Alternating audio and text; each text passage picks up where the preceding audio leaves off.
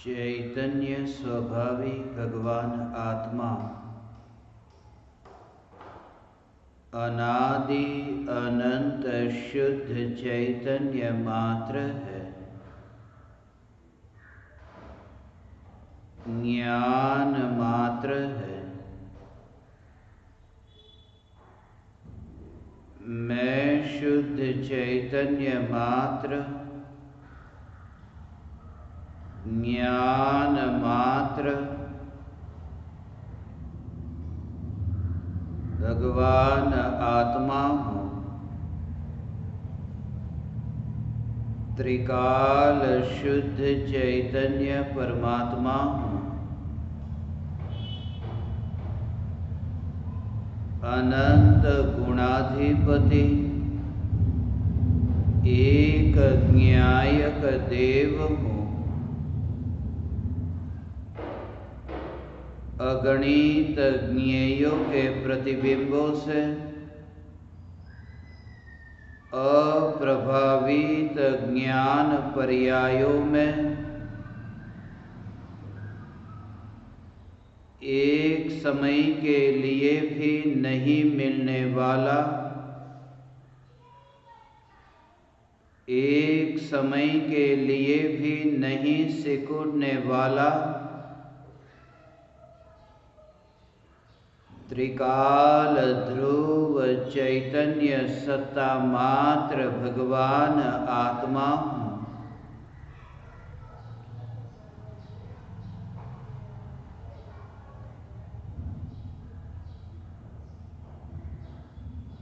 परमाणु से न्यारा, प्रभाव से न्यारा, त्रिकाल ध्रुव परमात्म तत्व यही मैं हूँ। त्रिकाल ध्रुव ज्ञायक देव जो पर्याय के चक्र में मिलता नहीं, पहिए के मध्य में जो धुरी है, जो पहिए के मध्य में रहकर भी पहिए को छूती नहीं, पहिए के साथ पलटती नहीं, ऐसी ही ये अनादि अनंत ध्रुव चैतन्य सत्ता अनादि अनंत पर्याय के प्रवाह में, अनादि अनंत पर्याय के चक्र में जो मिलती नहीं, जो पलटती नहीं, यह ध्रुव चैतन्य सत्ता ही मैं हूँ।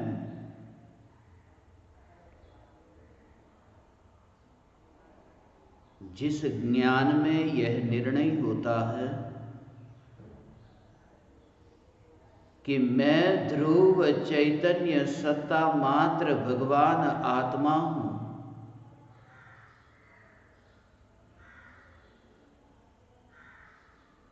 तब पर्याय और द्रव्य दोनों अभेद होते हैं। पर्याय का लक्ष्य पर्याय की ओर नहीं रहता, ध्रुव ज्ञायक की ओर लक्ष्य जाता है। निर्विकल्प अनुभूति से पूर्व ज्ञान में तो यह जानता है कि यह विकल्प दुखदायक है। विकल्प मात्र को दुखदायक जाना, मगर यह जाना और यह समझा कि जहाँ चैतन्य प्रदेश है, जहाँ ज्ञान के प्रदेश है, जहाँ आत्म प्रदेश है, प्रत्येक प्रदेश आनंद के कंद से भरपूर है। भगवान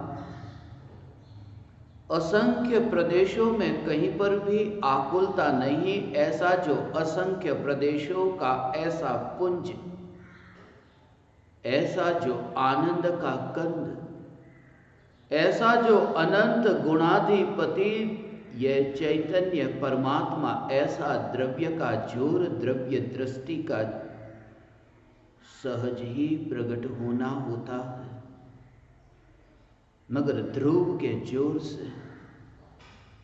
दृष्टि तो है ध्रुव न्यायक देव की और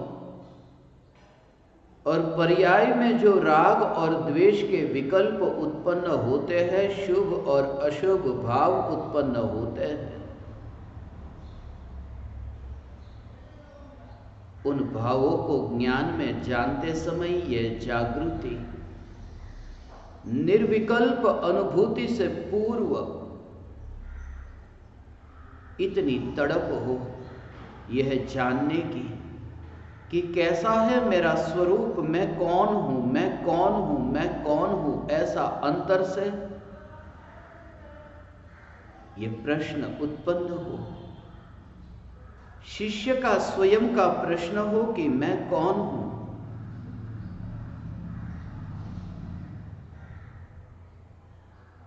भूतकाल के अनंत प्रकार के विकार के भाव को साक्षी बनाकर यह जानता है कि प्रति समय विकल्पों की आग में जलना ही हुआ।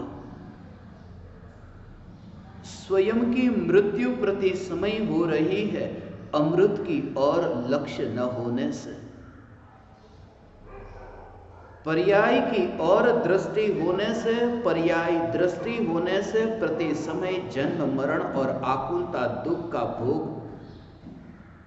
और जैसे ही द्रव्य दृष्टि प्रकट हुई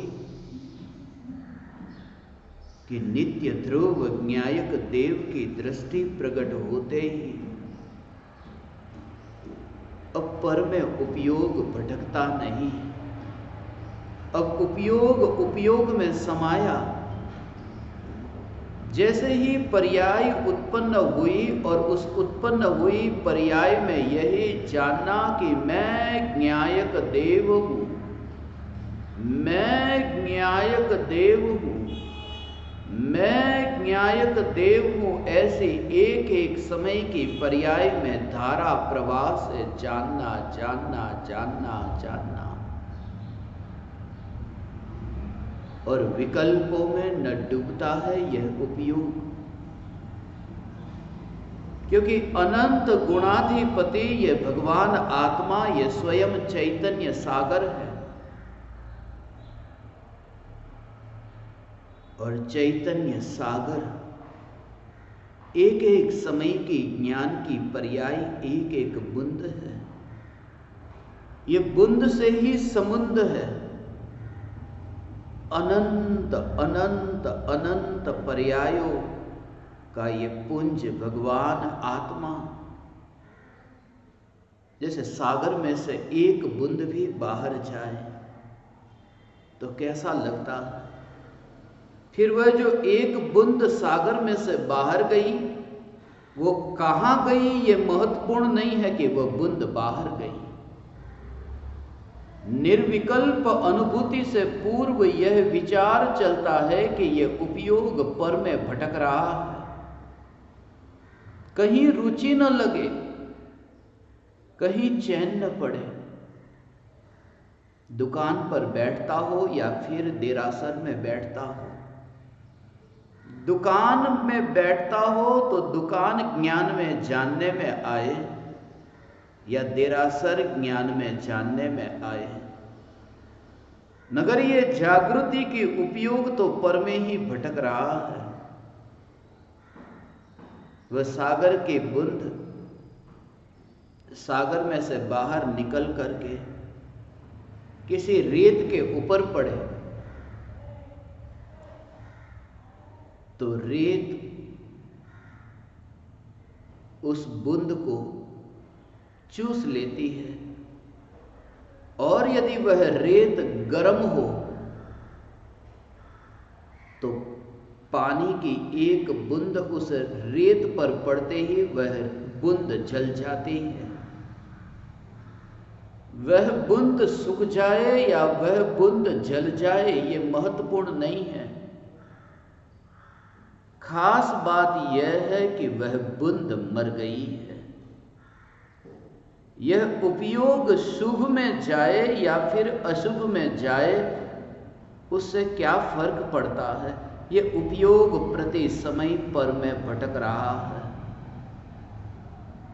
और पर में भटक रहा है। यह उपयोग ये जानते हुए भी, जिसकी दृष्टि में यह है कि उपयोग पर में भटक ही नहीं सकता, क्योंकि उपयोग अपने स्वभाव को छोड़ करके उन पर द्रव्यों में जा ही नहीं सकता। शुभ और अशुभ भावों में उपयोग जा ही नहीं सकता। इसलिए शुभ अशुभ से उपयोग का भेद विज्ञान। एक और कहा कि शुभ उपयोग है, दूसरी और यह भी कहा कि अशुभ उपयोग है। उपयोग को ही शुभ कहा, उपयोग को अशुभ कहा। मगर जिसने ये जाना है कि शुभ और अशुभ में जो जुड़ा हुआ उपयोग है, वह उपयोग भी शुभ और अशुभ से न्यारा ऐसा मात्र देखे, तो उस उपयोग में कोई मलिनता नहीं। उपयोग तो उपयोग है। इसलिए अशुभ दृश्य को देखने वाली आंख हो या फिर शुभ दृश्य को देखने वाली आंख हो, आंख को कहीं से हटाना नहीं है। सिर्फ ये जागृति की आंख है, वह देह का अंग है, देह में से बाहर कहीं जाती नहीं है। यह जागृति की उपयोग आत्मा का स्वभाव है, और उपयोग आत्मा को छोड़कर जाता नहीं है। और इसलिए तुम स्वयं को सदाकाल यहीं पर ही अपने को स्थित देखोगे, कहीं भटका हुआ न देखोगे। मैं कहीं भटका नहीं हूं, क्योंकि मैं कौन? उपयोग लक्षण वाला, यही तो मैं। उपयोग जिसका स्वभाव है, यही तो मैं हूं। और उपयोग भगवान भटका नहीं है। ये जितना भी कहा उपयोग भटका है, ये उपयोग का जो विषय कौन बना, उसको मुख्य करके। आंख का दृश्य कौन सा है, उसे देख करके ये कहो तो आंख बहुत भटक रही है। मगर आंख स्वभाव को जो देखे तो आंख शरीर का अंग है। ऐसा हो अनंत अनंत अनंत गुणाधिपति भगवान आत्मा, और ये उपयोग लक्षण है। ये भटकना नहीं हुआ है, यही तो उसकी पहचान है।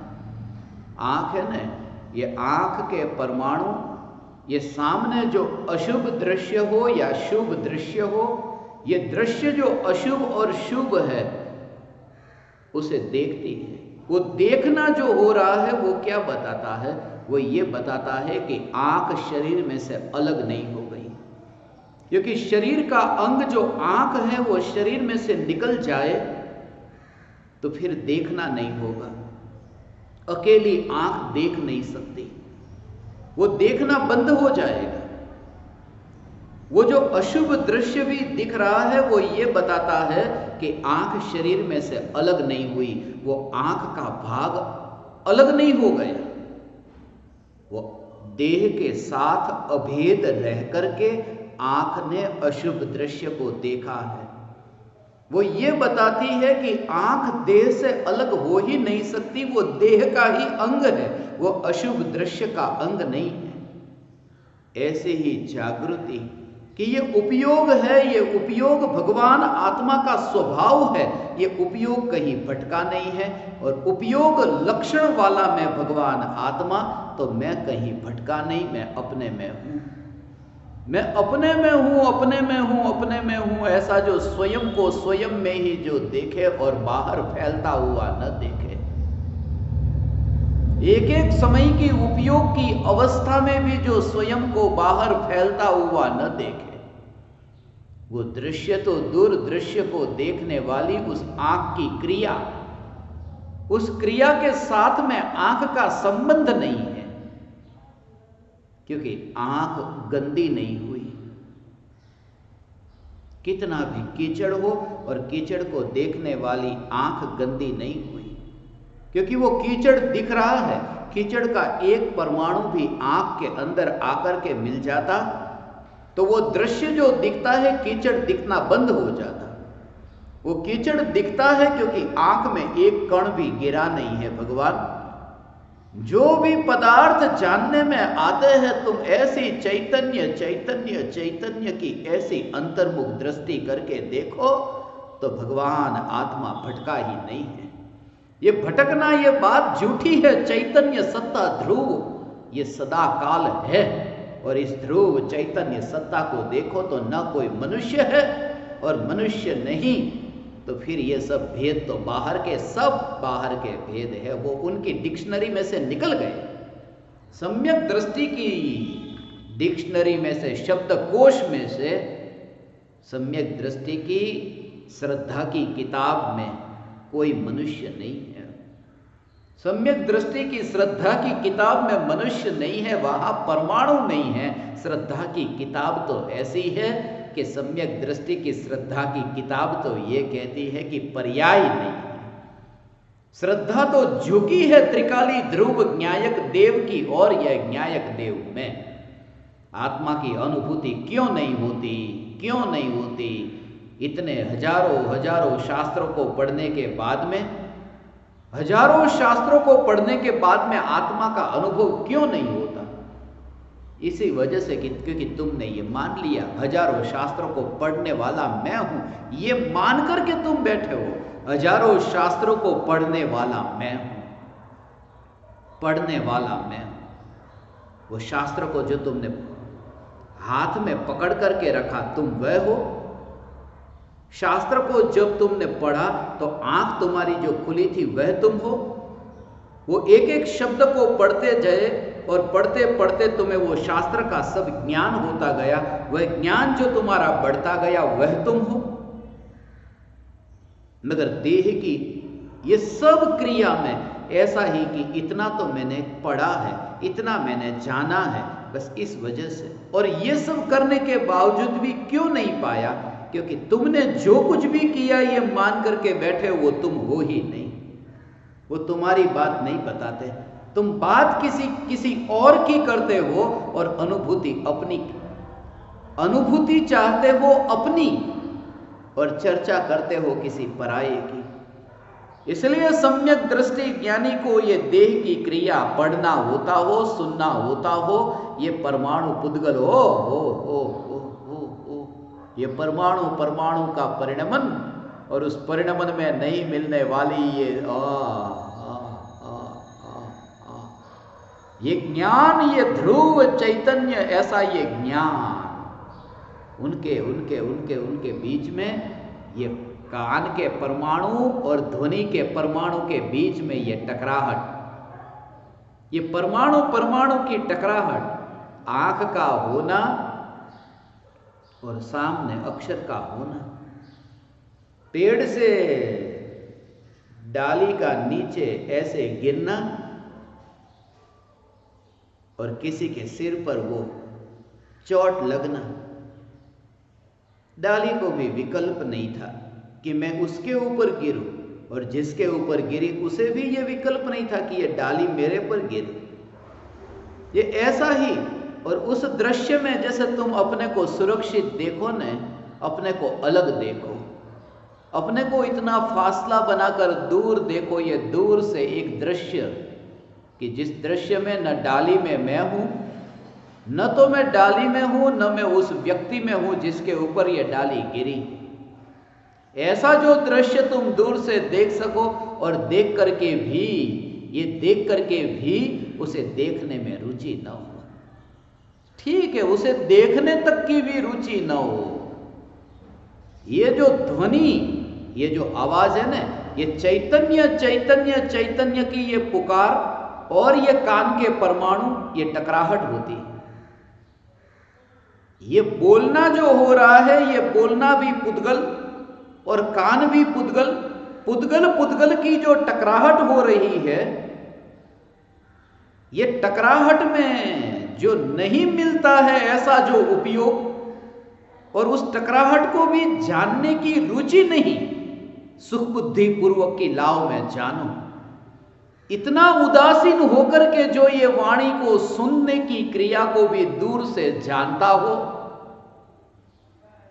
और उसमें भी उसकी रुचि न हो, और ये तत्व विचार चले कि ध्रुव न्यायक देव इन परमाणुओं के टकराहट में कहीं नहीं जाता, ऐसा अनादि अनंत ध्रुव न्यायक देव ऐसी रुचि अंतर में जगे, तो उपयोग देह की क्रिया से, सुनने की क्रिया और वाणी इन सब से अलग होकर के उपयोग अंतर्मुख होता है। मगर उदासीनता ऐसी हो, रुचि पूर्वक वह नहीं सुनता है, रस लेकर के वो सुनने की क्रिया ज्ञानी की नहीं होती। इतनी उदासीनता भीतर में रहती है, मैं ध्रुव ध्रुव ध्रुव न्यायक देव, और ये सब देह की क्रिया, ये विकल्प की क्रिया, ये जड़ की क्रिया, ये जड़ की क्रिया वो मेरी पहचान नहीं। ऐसा हो, ऐसे जड़ की क्रिया वो मेरी पहचान नहीं।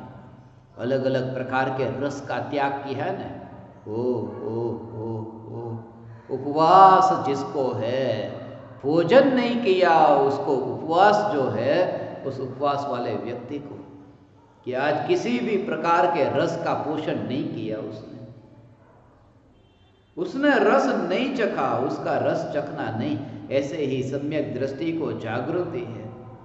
समस्त ये रस, राग का रस, द्वेष का रस, ये रस उस रस को भोगता नहीं है। इसलिए ये भगवान की भक्ति करने का राग का भाव आए, मगर राग के भाव को ज्ञानी भोगता नहीं है। वह उदासीनता उस राग के भाव में, ऐसी उदासीनता और ध्रुव न्यायक देव पर जोर। सम्यक दर्शन अब तक क्यों नहीं हुआ, क्यों नहीं हुआ? आज तक किसी भी जीव को सम्यक दर्शन ऐसी चिंता करने से नहीं होता, हुआ ही नहीं आज तक किसी को सम्यक दर्शन की चिंता करने से। सम्यक दर्शन, सम्यक दर्शन, सम्यक दर्शन कब हो? कोई पराया नहीं, कोई पराया नहीं। सम्यक दर्शन के लिए शास्त्र तो चाहिए, ध्रुव पर जोर। अरे देव और गुरु की महिमा तो आए, देव गुरु महिमावान नहीं, क्योंकि तेरी महिमा देव और गुरु से नहीं है, तेरी महिमा शास्त्र से नहीं है। भगवान सामने अनंत एक नहीं हो, अनंत तीर्थंकर परमात्मा का योग एक साथ में तो होता नहीं, मगर अनंत तीर्थंकर परमात्मा, अनंत तीर्थंकर परमात्मा को एक साथ में मिलाओ तो भी तुम्हारी महिमा वो तीर्थंकर भगवान के साथ से, तीर्थंकर भगवान के योग से नहीं। ऐसा हो, कैसा अहो भाग्य, महापुण्य का उदय आया है। ये अहो भाव आता है ना, ये पंचम काल में वितरागी परमात्मा की वाणी सुनने को मिली। ये वाणी, ये अहो भाव मत लाना, अहो भाव मत लाना। ये जड़ वाणी का अहो भाव नहीं। मैं तुम्हें कहता हूं कि ध्रुव ध्रुव ध्रुव का अहो भाव आए बिना सम्यक दर्शन नहीं होता। ध्रुव न्यायक देव, हो ध्रुव न्यायक देव, जो ध्रुव न्यायक देव का अहो भाव आए बिना, तीर्थंकर भगवान का अहो भाव आने से सम्यक दर्शन नहीं होता। क्योंकि स्वयं की महिमा तीर्थंकर भगवान के कारण नहीं है। मैं कौन हूं, मैं कौन हूं? इसलिए गुरुदेव की महिमा भी जानी, मगर स्वयं की महिमा तो स्वयं से है, गुरुदेव से नहीं। मैं धन्य भागी हूं कि मुझे ऐसे गुरुदेव मिले। पूज्य गुरुदेव श्री कांजी स्वामी और परम कृपालु देव का योग मुझे प्राप्त हुआ। मैं धन्य भागी हूं। मैं कैसा महान हूं? नहीं, इस कारण से मैं महान नहीं हूं। मैं ध्रुव न्यायक देव हूं, ये मेरी महानता है। ये स्वयं की महानता स्वयं से उसका कारण हो भगवान, उसका कारण हे ज्ञान दीपक, ये उसकी महिमा का कारण ये, क्योंकि 7वें नरक में जब भगवान आत्मा 7वें नरक में हो, 33 सागरोपम वर्ष का 7वें नरक का आयुष्य, और 7वें नरक में कोई तीर्थंकर भगवान नहीं, तीर्थंकर भगवान का योग नहीं, गुरु का भी योग नहीं, कोई शास्त्र नहीं, कोई मंदिर नहीं, कहां से वो पाए? मगर 7वें नरक में नारकी जो सम्यक दर्शन पाता है, ये कुछ तो उसे मिला नहीं, मगर 7वें नरक में उसे महिमा न्यायक देव की आई है, पर की महिमा नहीं आई। न्यायक देव की महिमा 7वें नरक में आई। मैं ये कहता हूं कि बाहर में ये मनुष्य का शरीर मिला, मगर नहीं, महिमा मत जानना, मैं ध्रुव न्यायक देव हूं, बस ये महिमा हो। मनुष्य शरीर मिला, वितरागी धर्म तो मिला नहीं। अरे वितरागी धर्म क्या, आत्मा में प्रकट होने वाला जो वितराग धर्म है, ये बाहर में मां बाप से, कुल परंपरा से मिला वो वितरागी धर्म नहीं। आत्मा में जो प्रकट होने वाला वितराग धर्म है, उस वितराग धर्म की भी महिमा नहीं, और महिमा त्रिकाल ध्रुव न्यायक देव की। ऐसे जीव को पर्याय में वितरागता प्रकट होती है, वितराग धर्म प्रकट होता है। ऐसा जीव अहो भाव न्यायक न्यायक न्यायक, ऐसी ये चैतन्य की मस्ती भगवान आत्मा, ये परद्रव्य के कारण ओ, ये तो कैसा ओ भाव आता है ना तुम्हें, एक एक चैतन्य तत्व विचार में, ऐसी चैतन्य परमात्मा की पुकार सुनकर के कैसा अहोभाव आता है। ये अहोभाव झूठा हो भगवान, सत्य तो यही है, ये अहोभाव झूठा। तुम्हारी नजर के सामने ऐसा हो, ये उदय का अहोभाव है। भगवान की वाणी सुनने को मिली, मैं तो धन्य भागी हूं। ये बोलना मात्र है, ये बोलना मात्र है। गुरु के प्रति अहोभाव आता है तो शिष्य गुरु के सामने ये नहीं बोलता है, अहो अहो, ये अहोभाव नहीं था। अहो अहो श्री सदगुरु करुणा सिंधु अपार, ये अहोभाव नहीं था, नहीं था, नहीं था, ये अहोभाव नहीं था।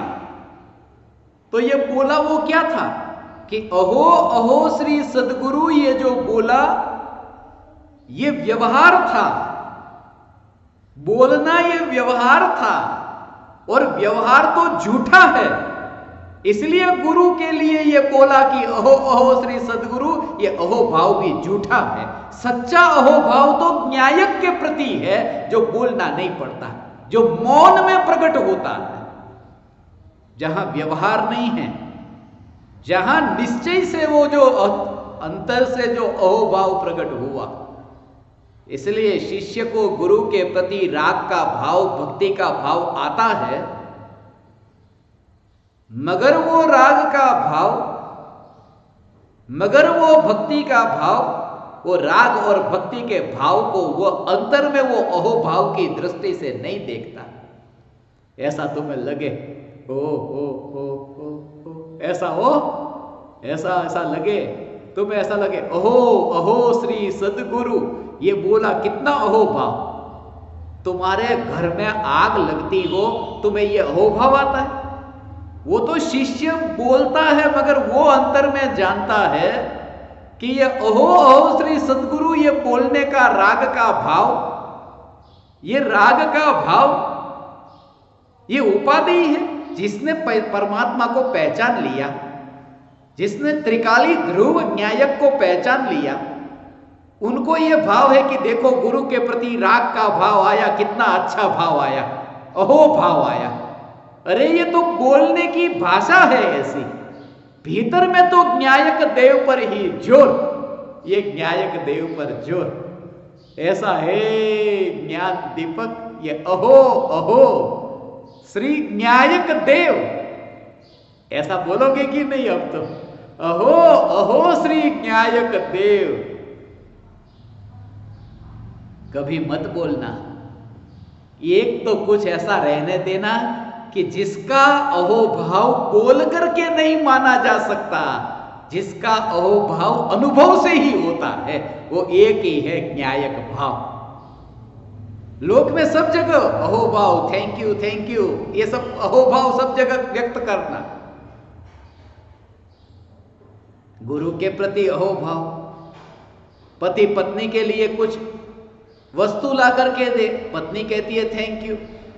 पत्नी पति के लिए कुछ भोजन बना के दे, पति कहता है थैंक। ये व्यवहार सब पर के लिए हो।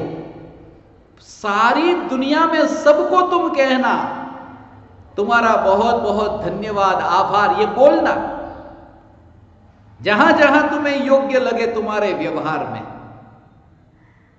मगर न्यायक देव का उपकार कुछ भी नहीं। यहां न्यायक देव के साथ में फॉर्मालिटी नहीं होती। किसी और के घर में जाना हो तो फॉर्मालिटी होती। तुम किसी और के घर पर जाते हो तो बैठते हो तो कैसे बैठते हो? किसी और के घर पर जाकर के बैठने में भी पैर फैला करके सीधे सोफा पर नहीं बैठ जाते। कहीं बैठ जाते होगे तो भी तुम्हें यह होगा कि कहीं अपने मित्र का घर है, कुछ आत्मीयता होगी। जहां फॉर्मालिटी नहीं करनी पड़े वही तो आत्मीयता है। किसी पराये के घर पर जाना हो तो बताना पड़ता है कि मैं आऊं, कितने बजे आऊं या नहीं आऊं। अपने घर पर सीधा ही चला गया। मगर पराया होगा तो पराये में फिर पूछना पड़ेगा, अपने में पूछना नहीं पड़ता। और ज्ञानी ने एक ही घर अपना माना है, न्यायक देव के अलावा और कुछ भी नहीं, जिससे अंतर में जाने के लिए किसी को पूछना नहीं पड़ता। हे गुरुदेव, मैं आत्मा में लीन हो जाऊं, ये गुरु को भले तुम पूछो, मगर हे न्यायक देव मैं तेरे में लीन हो, ये पूछने की जरूरत नहीं है। पर के साथ में व्यवहार होता है, अपने साथ में नहीं। इसलिए एकमात्र त्रिकाल ध्रुव न्यायक देव पंचम काल में वितरागी धर्म मिला नहीं। पंचम काल में कोई भी अहोभाव ऐसा अहो न्यायक न्यायक और न्यायक ऐसा, न्यायक के प्रति ऐसा अहोभाव, ये कोई विरले है जो विरले इस रहस्य को समझ। अनंत तीर्थंकर कहे हो, ये अनंत तीर्थंकर, अनंत तीर्थंकर का योग भी मिल जाए तो भी महिमा ना आए। और महिमा एक ही कारण से कि मैं न्यायक देव हूं, ये महिमा निगोद में भी अनादि काल से था। निगोद में वहां वितरागी धर्म मिला था, निगोद में अनादि काल से था। वहां ये बहु पुण्य केरा पुंज से यह मनुष्य का देह तो मिला नहीं था। निगोद में अनादि काल से था और मनुष्य का देह मिला नहीं था। तो निगोद में भी मैं परमात्मा था या नहीं? निगोद में भी मैं महान तत्व था या नहीं? तो महानता जो है वो महानता ये मनुष्य के देह के कारण नहीं है। निगोद में जब पंच परमेष्टि का कुछ पता नहीं था तब भी मैं सिद्ध था या नहीं? निगोद में जब जिन मंदिर में नहीं गया था तब भी मैं स्वयं जीन स्वरूप था या नहीं? यह मुख्य बात यह है कि अनादि अनंत में परमात्मा हूं और यह अहोभाव तो किसी पर के कारण मेरा अहोभाव नहीं, किसी भी पर के कारण नहीं। इसलिए जब भी तुम्हें ऐसा लगे तुम अंतर में कोई कारण न हो, कोई कारण न हो और तुम्हें आनंद आए तो समझना कि वो स्वाभाविक आनंद है। कोई तुम्हें पूछे आज खुश क्यों, कि आज भोजन अच्छा बना था, आज खुश हूं क्योंकि बाहर का मौसम बहुत अच्छा है, आज मैं खुश हूं क्योंकि पूजा, आज मैंने कितनी पूजा कर ली। कुछ घटना हुई नहीं, उस वजह से यदि तुम खुश हो तो समझना कि वो तुम्हारा स्वाभाविक आनंद नहीं है। स्वाभाविक आनंद तो ये कि मैं चैतन्य परमात्मा हूं, कुछ हुआ नहीं है, मैं हूं, यही आनंद है।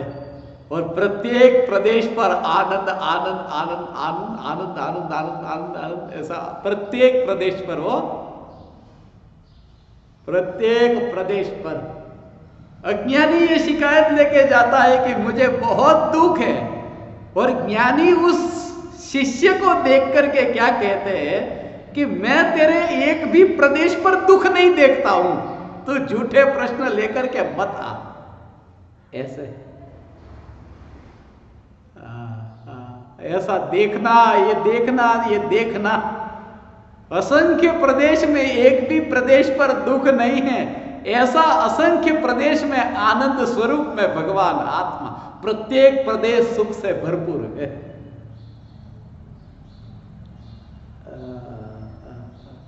हे ज्ञान दीपक,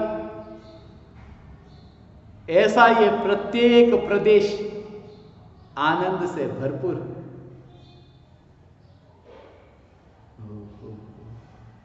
सिद्ध शिला पर अनंत सिद्ध परमात्मा का योग भी मिला। निगोदिया होकर के सिद्ध शिला पर गया और वहां पर अनंत बार सिद्ध शिला पर भी निगोदिया होकर के गया, मगर फिर भी सिद्ध में और मुझ में कोई अंतर नहीं। ऐसा जो भगवान आत्मा ये मैं हूं, ऐसा जो चैतन्य परमात्मा तत्व ये मैं हूं, ये मैं हूं, ये मैं हूं, ऐसा प्रयोग, ये प्रयोग कोई भी घटना, ये घटना हुई, ये आनंद का कारण नहीं, ये आकुलता है, ये और कुछ भी नहीं, ये आकुलता। देव दर्शन करने जाना था और देव दर्शन कर लिया, बस ये सब आकुलता है, ये कोई सुख नहीं है। सुख तो ये कि मैं स्वयं सुख स्वरूप हूं, ये सुख है। ये स्वीकार जहां होता है, ये स्वीकार सुख है।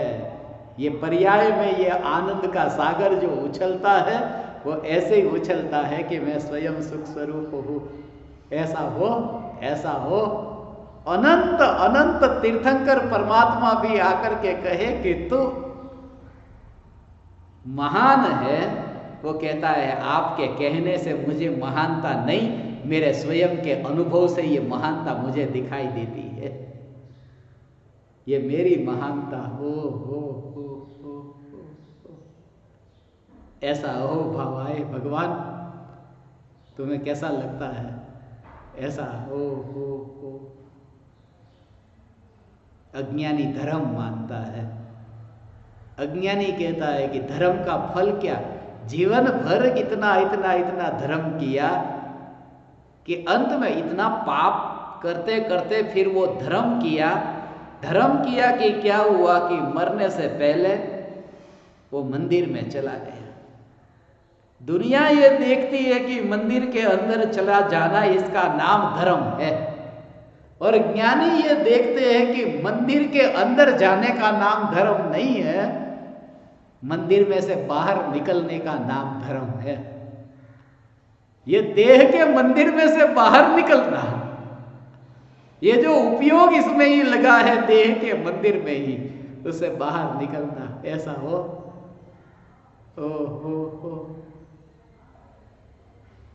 अभी मुझे किसी ने पूछा, आप भी मंदिर का निर्माण कराते हैं कि नहीं कराते हैं? ऐसा कोई प्रतिष्ठा ऐसा कुछ कराते हैं कि नहीं कराते? बाहर कोई मूर्ति रखी हो, उस मूर्ति को मंदिर के अंदर विराजमान करने का काम करते हैं कि नहीं करते? मतलब मैं जो काम करता हूं उसको सुनने के लिए बैठो आप।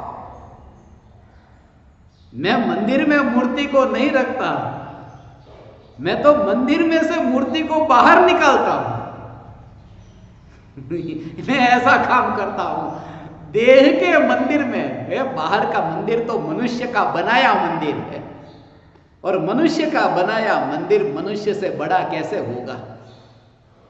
तुम मंदिर भी बनाओगे, देरासर भी बनाओगे, तो भी अपने जैसे ही बनाओगे।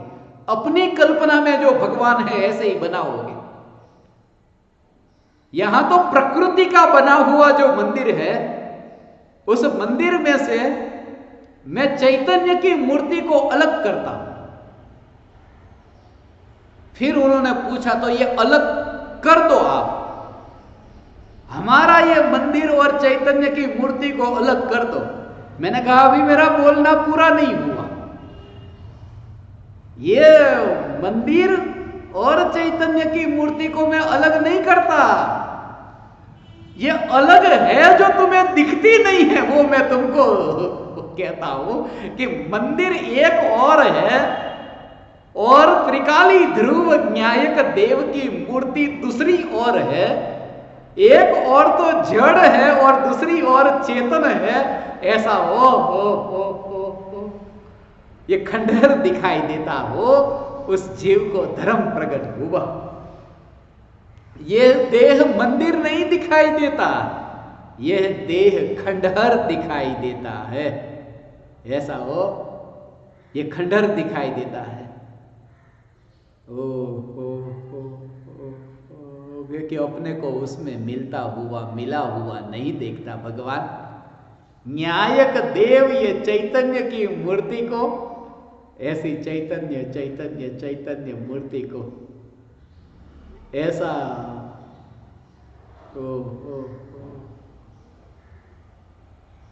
हे ज्ञान दीपक,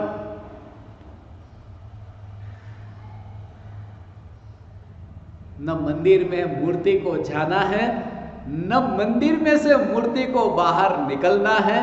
क्योंकि जब मूर्ति का स्वरूप जब तुम समझो तो मूर्ति का स्वरूप तो ऐसा है कि अपनी मर्यादा का उल्लंघन नहीं कर सकती, ऐसी वो मूर्ति है। एक जगह पर जैसे स्थिर हो गई हो ना मूर्ति,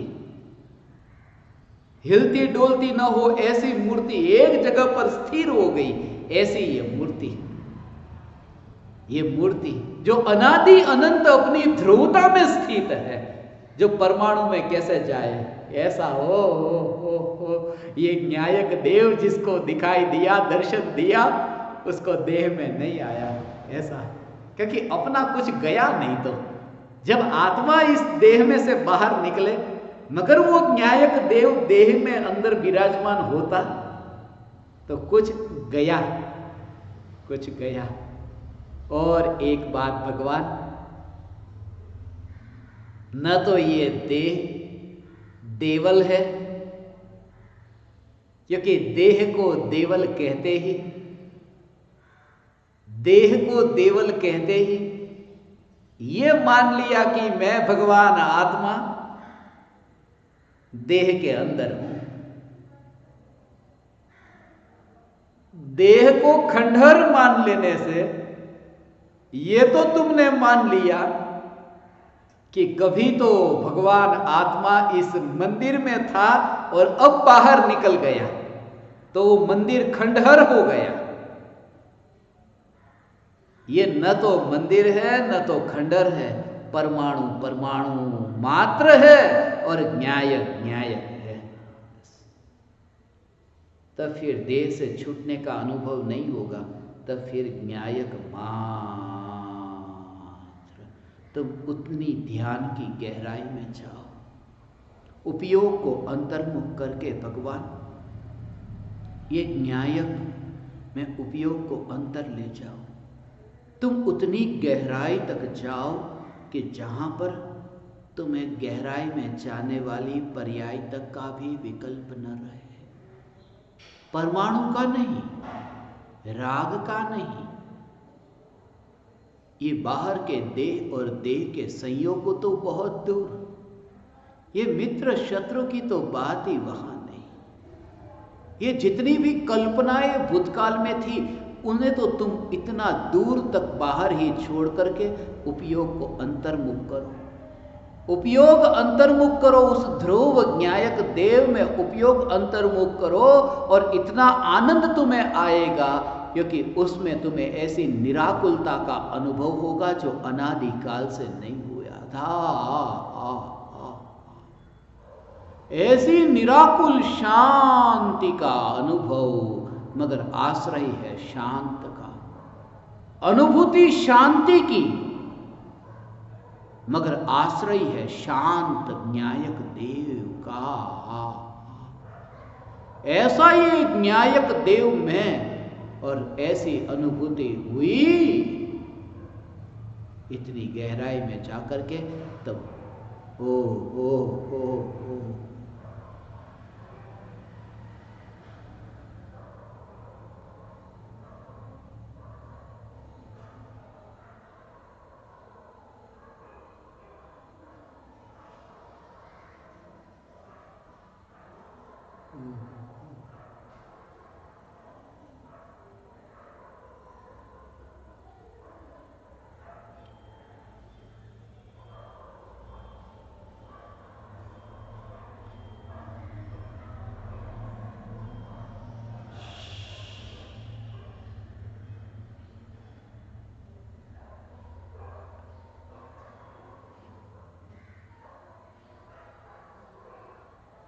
ध्रुव स्वरूप ही शांत स्वरूप है। ध्रुव में तरंग नहीं, इसलिए अशांति नहीं। ध्रुव में मिश्रण नहीं, इसलिए अशुद्धता नहीं। ध्रुव में विकल्प नहीं, इसलिए व्यर्थ का कोलाहल नहीं। इसलिए अंतर में मौन, ये मौन, वहां वो जाल से मुक्ति हो गई। जाल से मुक्ति हो गई, वो विकल्प की जाल को ओ अंतर में देखते ही नहीं। भगवान आत्मा ये अनंत विकल्प की जो उत्पत्ति हुई थी, वो विकल्प की जाल विकल्पों की जाल को दूर नहीं किया, विकल्पों की जाल को काटा नहीं, विकल्पों की जाल को काटने नहीं गया, सिर्फ उस न्यायक की ध्रुवता में अंतर्मुख हुआ कि जहां जाल ही नहीं थी, ऐसी ये न्यायक की स्थिरता। ये न्यायक में ऐसी डुबकी हो भगवान, इसका भाव बहुत सूक्ष्म सूक्ष्म सूक्ष्म भाव है।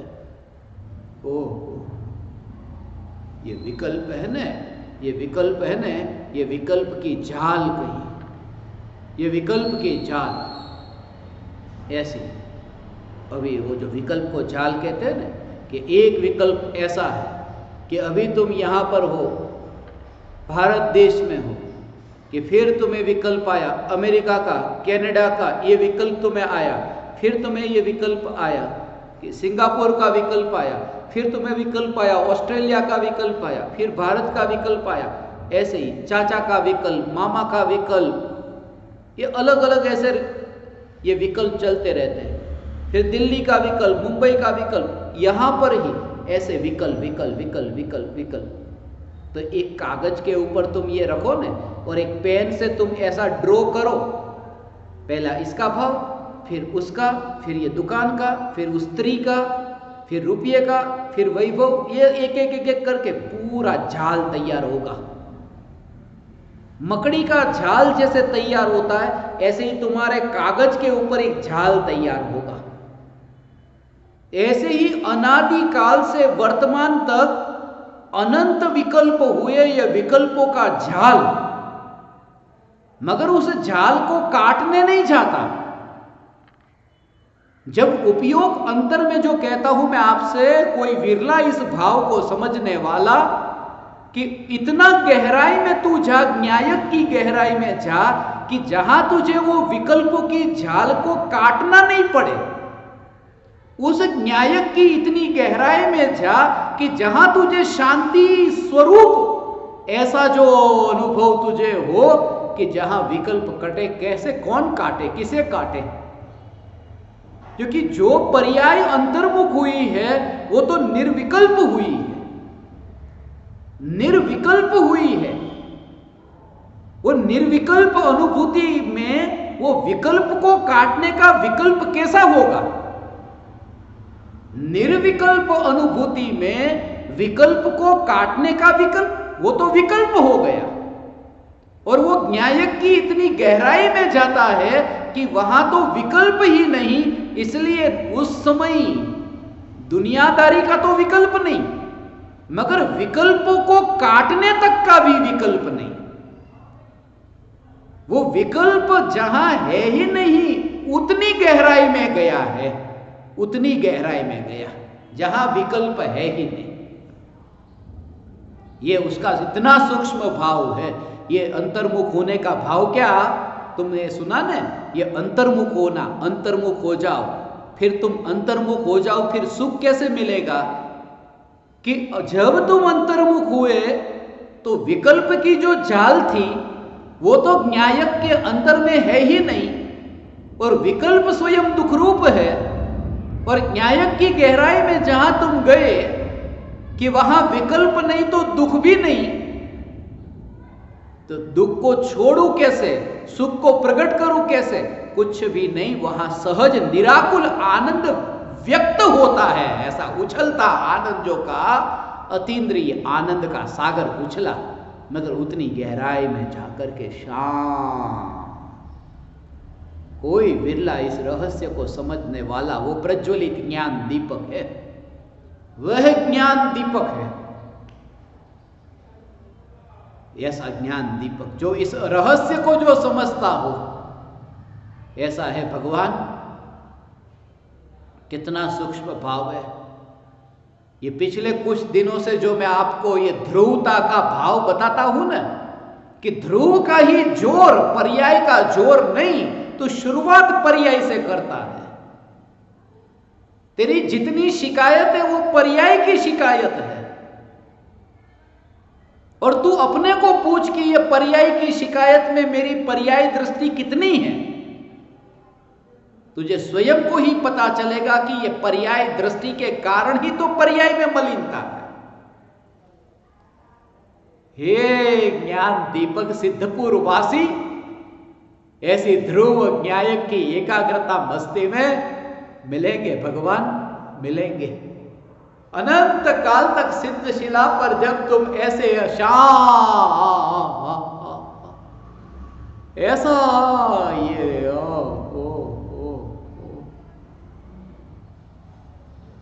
चैतन्य चैतन्य चैतन्य, ऐसा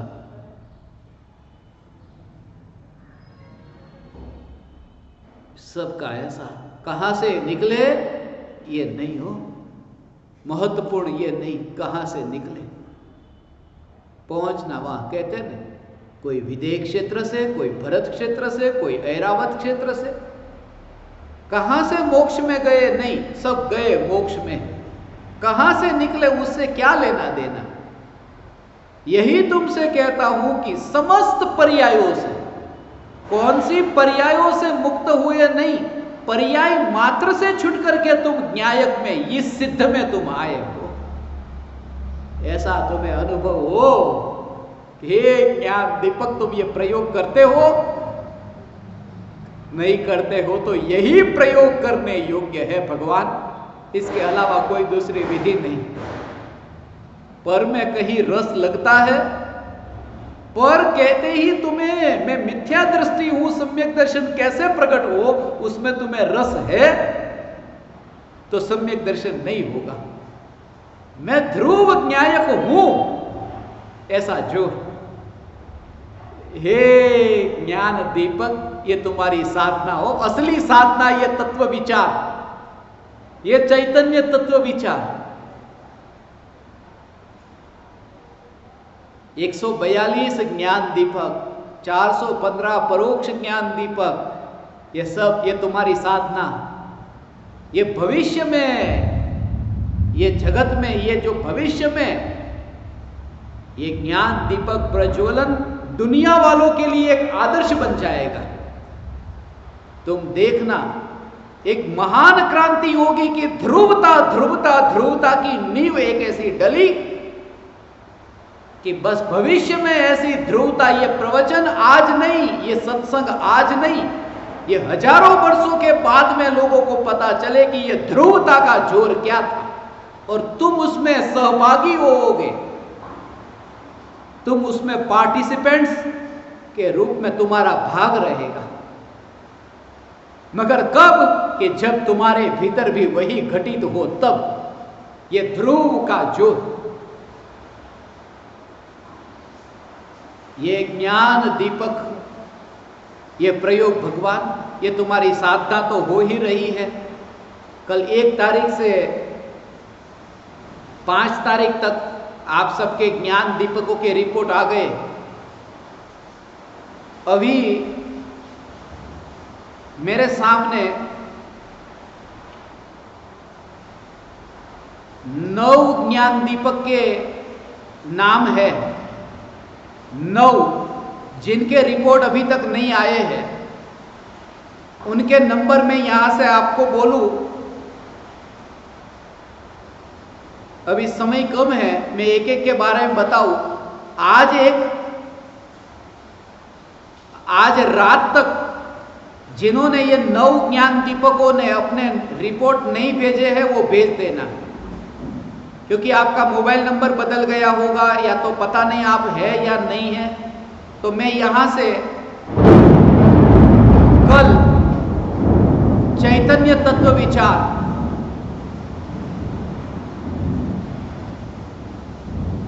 चैतन्य तत्व विचार में मैं कल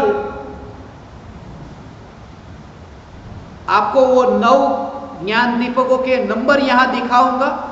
किसी की पहचान में वो हो 9 ज्ञान दीपक जिनके रिपोर्ट आज तक आ जाएंगे, बाकी रहेंगे उनके नाम मैं कल आपको दिखाऊंगा। तो आपकी पहचान में वो हो तो उनको कहना कि वो भेज देवे, वरना किसी और ज्ञान दीपकों को मौका मिले ज्ञान दीपक होने का। परोक्ष ज्ञान दीपक में इतने इंतजार करते हैं, और जैसा मैंने कहा 5 तारीख तक रिपोर्ट नहीं आएंगे, तो और ज्ञान दीपकों को मुझे मौका देना है जो परोक्ष ज्ञान दीपक इतना इंतजार करके बैठे हैं। कुछ ज्ञान दीपकों ने रिपोर्ट के ऊपर अपना नाम नहीं लिखा है, किसी ने सिर्फ अकेला नंबर लिखा है, नाम नहीं लिखा। जो भी आपको लिखने के लिए कहा है वो सब आप लिख देना। किसी ने आपको सितंबर महीने का रिपोर्ट मांगा था, सितंबर 2021, किसी ने सितंबर ही लिखा है, तो 2021 भी लिखो, वो पता चले कौन से साल का है। और किसी ने थोड़ा ओवर स्मार्ट हो गए कि सितंबर 2021 एडी, वो एडी और बीसी ये सब इतना ज्यादा लिखने की जरूरत नहीं है। तो जितनी आपको यहां से जरूरत आपकी साधना के लिए बताया, और एक भविष्य में मैंने आप ज्ञान दीपकों के लिए ये ध्यान पूर्व तत्व विचार के लिए बहुत प्लान किया है। उसके बारे में अभी समय तो हो गया है, मगर मैं आपको बताऊंगा। 4 बार जो 15 मिनट का ध्यान पूर्व तत्व विचार, वो अभी आपको एक ऐसा मिलने वाला है निकट काल में आपकी साधना के लिए, ध्रुव के जोर से, चैतन्य और ध्रुवता न्यायक देव के जोर से, वो मैं आप सबको उसके बारे में बताऊंगा। आज सहज ही मुझे ये योग मिला, 150 साल पुराने इस देरासर में बैठा हूं,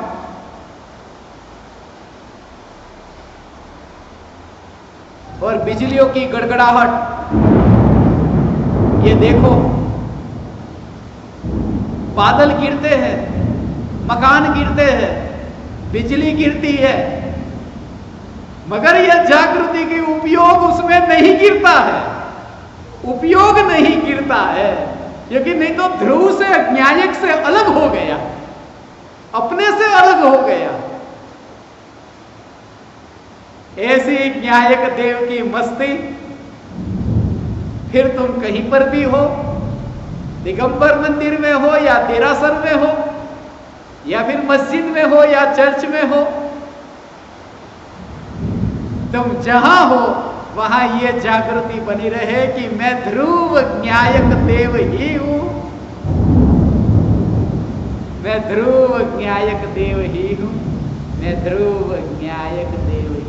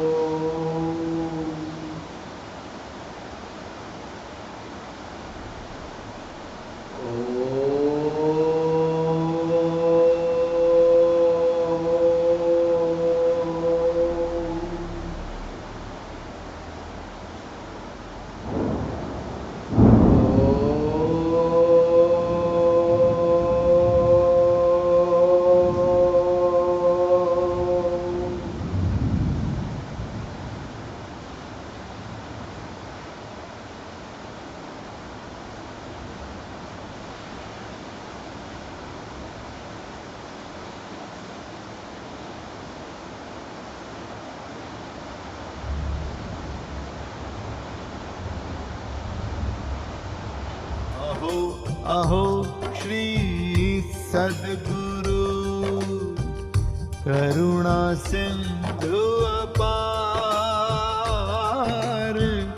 इस पामर पर प्रभु किया अहो अहो उपकार, अहो अहो उपकार। देह सहित जिनकी दशा वरते देहातीत, उन ज्ञानी के चरण